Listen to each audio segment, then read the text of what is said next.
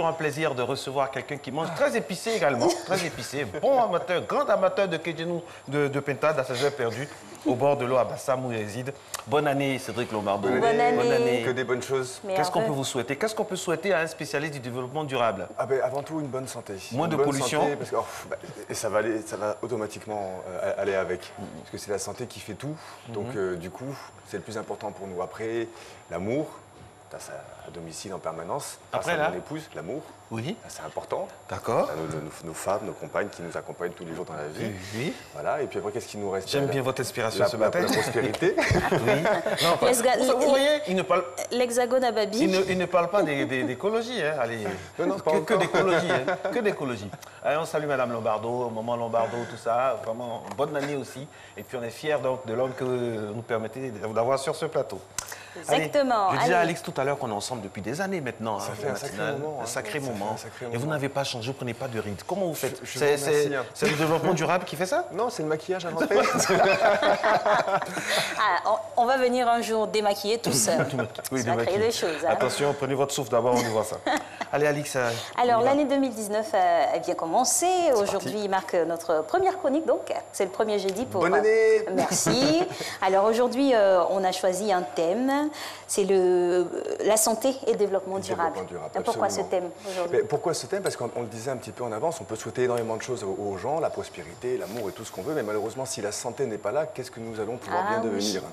Et la santé, c'est vrai que c'est pas nous qui nous rendons malades par nous-mêmes, c'est pas enfin bon, certaines pratiques, un peu manger trop de piment ou certaines activités peuvent nous faire un peu de mal. Mais ce qui peut nous rendre malades, c'est surtout ce qui nous entoure. Et donc, il y a un lien très important entre la santé et le développement durable. Et d'ailleurs, si on prend un exemple, c'est l'objectif numéro 3 du développement durable, santé et bien-être.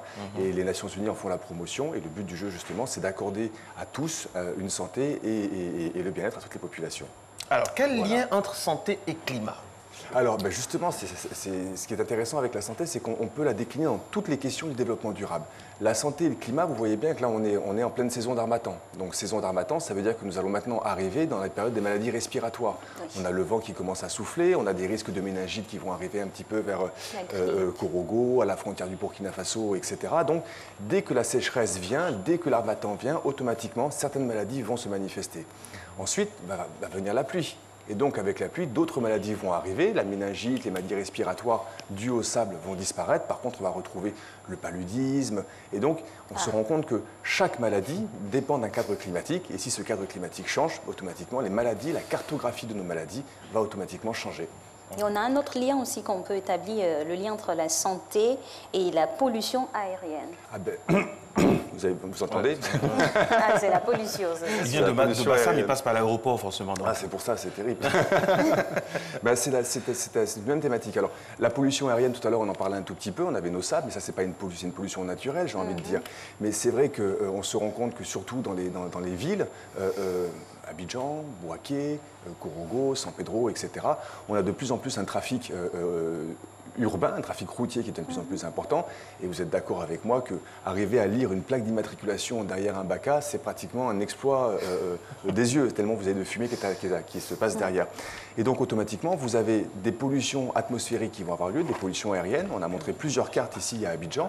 Et même, il y avait eu un reportage qui avait été fait dans la presse écrite d'un médecin du centre du CHU, donc de Cocody, et qui disait, mais en fait, on se rend compte de plus en plus de l'augmentation des cancers du poumon en Côte d'Ivoire. Et donc, il y a un lien automatiquement entre ce que vous respirez et naturellement ce qui va se passer dans votre santé. Voilà. Cédric, quand est-ce qu'on va vraiment se bouger en Afrique pour le développement durable? Quand est-ce qu'on va vraiment se... Qu'est-ce qu'il faut? C'est quoi le déclic qu'il faut? Comme on l'a dit au début, Marcelin, ça fait des années qu'on fait cette sensibilisation quand on est ensemble. Mais en fait, la grande difficulté, ça reste la même. C'est que les gens se disent, mais finalement, prenons l'exemple, développement durable, vous venez m'apporter des problèmes. Vous avez le blanc, il vient sur le plateau, il vient parler mal de mon BACA, de mon woro-woro. Mais moi, ça me coûte d'aller réparer mon pot d'échappement. Oui, ça vous coûte, absolument. Mais si vous travaillez toujours en prévenance, si vous êtes toujours en maintenance, vous aurez un véhicule qui sera beaucoup moins défectueux. Et très souvent, les gens vont négliger certains facteurs simplement pour des questions économiques. Et ils vont se dire, pourquoi je vais dépenser cet argent-là? Je préfère l'économiser, mais en l'économisant, vous le faites au détriment de la santé des populations. Et c'est cet équilibre-là qu'il faut aller chercher. Cédric, des gestes simples à faire, par exemple, pour le développement durable. Moi, j'ai vu hier sur une chaîne internationale comme ça, pendant quelques secondes seulement, sinon je suis toujours sur RTI 1, on dit 1 heure de moins dans la douche, débrancher tous les appareils, et puis quoi encore? Quels sont les gestes concrets comme ça qu'on peut faire? Parce que Alix et moi, on a décidé d'être écolo en 2019. On a décidé d'être écolo. On vient avec une seule voiture, on vient avec une seule voiture, on ne veut pas avec nos 2 voitures, on économise. Covoiturage. Covoiturage, voilà. Ça va être ça, en fait, ce sont plein, ça a l'air très bête, hein, mais ce sont plein de toutes petites astuces. Comme vous disiez, un exemple, si on a la chance d'avoir de l'eau potable, tout le monde n'a pas accès à l'eau potable. Si on a de la chance d'avoir de l'eau potable, la moindre des choses, c'est d'arriver à l'économiser. L'économiser pour 2 raisons. La première, c'est que quand on pompe trop d'eau, on va les pomper dans les nappes phréatiques de Côte d'Ivoire.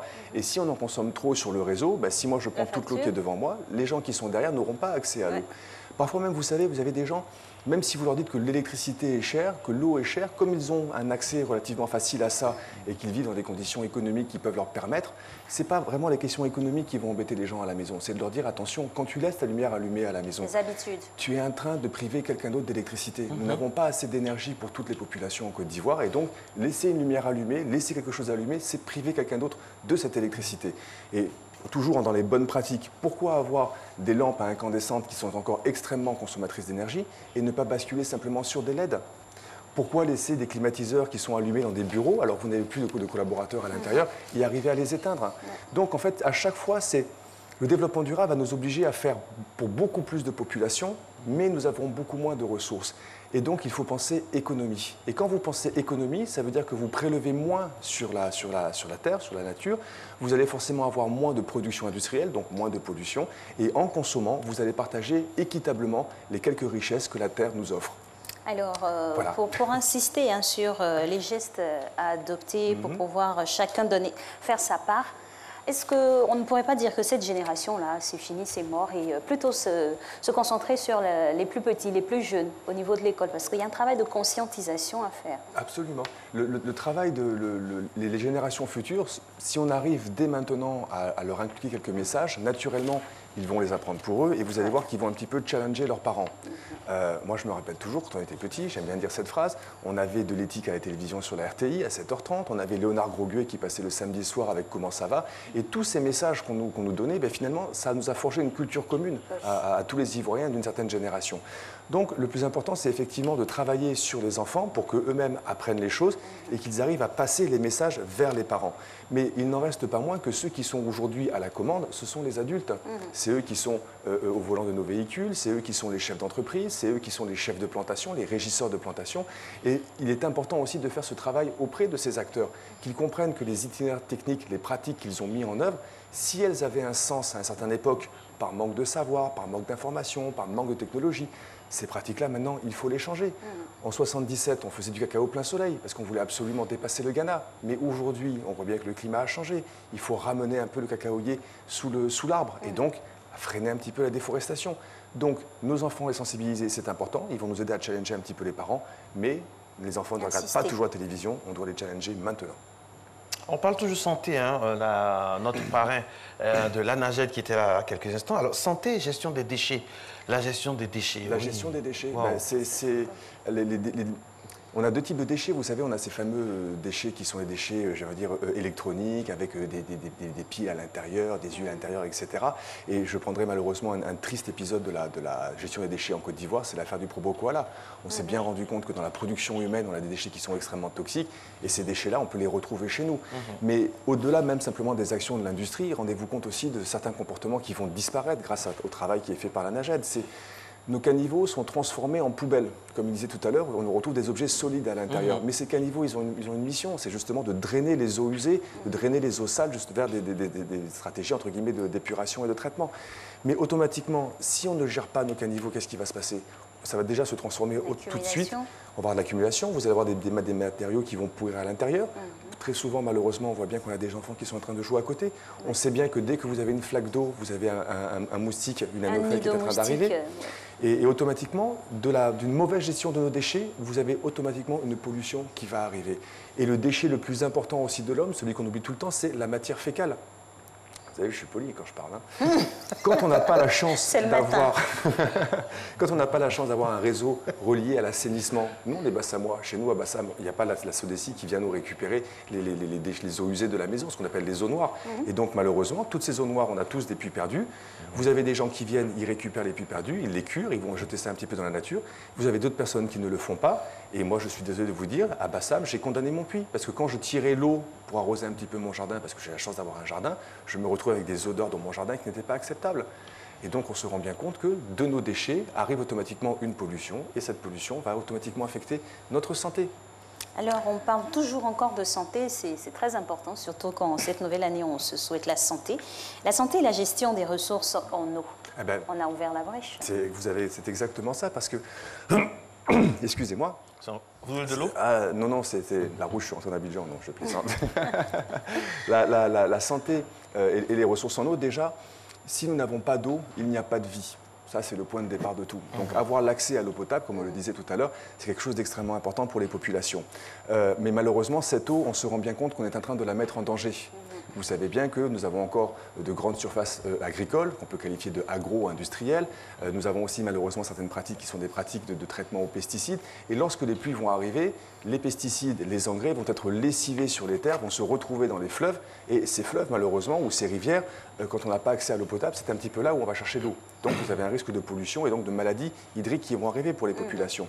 Mais c'est la même chose dans l'orpaillage. Vous savez que nos parents ont certaines pratiques de recherche de l'or qui ne sont pas forcément des pratiques saines. On peut y retrouver du cyanure, on peut y retrouver du mercure.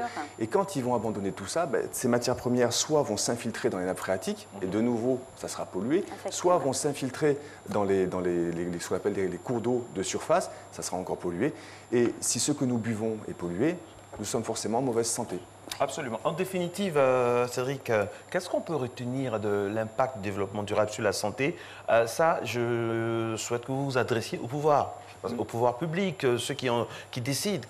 Sur quoi il faut accélérer? Sur quoi ça serait plus facile? Qu'est-ce qu'on...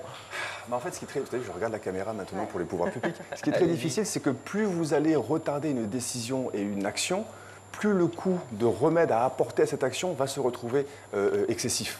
Je prends un exemple simple. Si jamais on oublie d'investir dans certains sujets, au bout d'un moment, les populations ne pourront plus l'accepter. Et on a bien vu les affaires de déchets qui se mettent en place. On a regardé certaines pratiques n'ont pas été mises en œuvre à Acquedo dans le passé. Automatiquement, même si cette décharge va se refermer, il va falloir investir pour dépolluer la décharge. Donc, ce qui est très important, c'est de prendre en compte immédiatement et le plus rapidement possible toutes les actions qui doivent se mettre en œuvre. Plus vous attendrez, plus ça sera dangereux et plus ça va vous coûter cher. Si jamais nous avons des conditions climatiques qui vont affecter la production du cacao, est-ce que vous pensez que la première richesse de notre pays sera toujours disponible? La réponse est non. Donc si nous n'informons pas, ne sensibilisons pas nos parents planteurs à ces nouvelles pratiques agricoles dès maintenant, si nous ne passons pas ces informations massivement vers eux, aujourd'hui on voit des travaux qui sont faits, 5000 planteurs, 6000 planteurs, mais on parle de milliers de planteurs, de centaines de milliers de planteurs. Si ce travail-là n'est pas fait, progressivement la capacité de production de la Côte d'Ivoire, pourtant très haute aujourd'hui, va s'effondrer. N'attendez pas, vous ne ferez qu'accumuler les problèmes. Et si les problèmes s'accumulent, ça vous coûtera encore plus cher d'arriver à apporter une réponse à ça. Toujours, on le répète, la déforestation, il faut reforester aussi. Absolument, parce qu'on se rend bien compte que dans la déforestation, on peut encore faire ce lien d'ailleurs avec santé et déforestation. Dans la déforestation, on est en train de modifier complètement notre pays, mais vous savez bien que tous les médicaments que nous prenons, toute l'origine de nos médicaments viennent de la nature. Ce ne sont pas des médicaments qu'on a inventés comme ça en faisant des formules chimiques qui n'existaient pas auparavant. On est parti dans une longue observation de ce qu'on appelle de nos praticiens.